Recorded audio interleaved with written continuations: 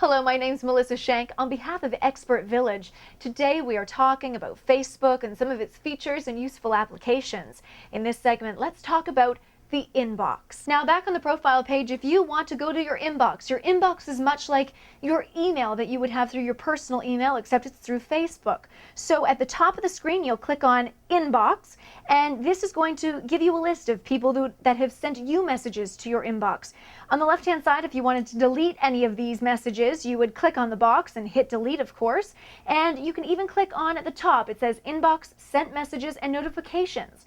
The notifications, of course, is the box that you would click on to see any notifications that people have written you back. And lastly, the most important is to compose a message. If you want to compose a message to someone, you would click that box.